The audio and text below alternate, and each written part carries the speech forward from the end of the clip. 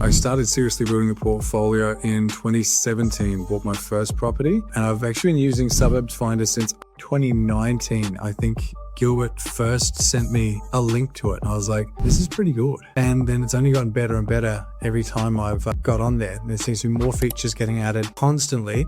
And it's something that I use all the time personally for investing. Bianca and I have now since built the portfolio up to 11 rentals, over $6 million.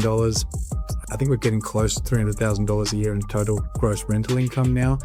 I'm using Suburbs Finder all the time personally to actually select areas, but then also using it for the show all the time when I'm doing research, finding out high yield locations, finding out how growth locations, really where the pressure is.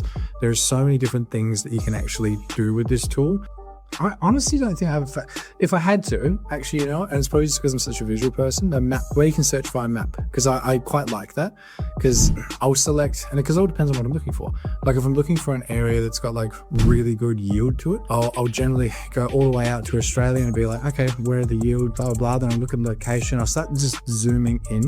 And I find that quite helpful to be able to actually just physically zoom into something. That's probably one of my favorites, really. But it's not the result. It's just an easier way to get to the result, if that makes sense. Because if you're looking for areas, and right now you go on realestate.com a domain, so there's nothing wrong with them. Even if you go into CoreLogic, like find me an area that's got a 5% plus rental yield. Find me an area that's got a 4% plus rent, but you can't do it. You can't search that way. And it's not that there's like, that's defaulted and that's not what they're designed for. Whereas this is what Suburbs Finder is actually designed for, is to go, this is the thing that I want as an investor.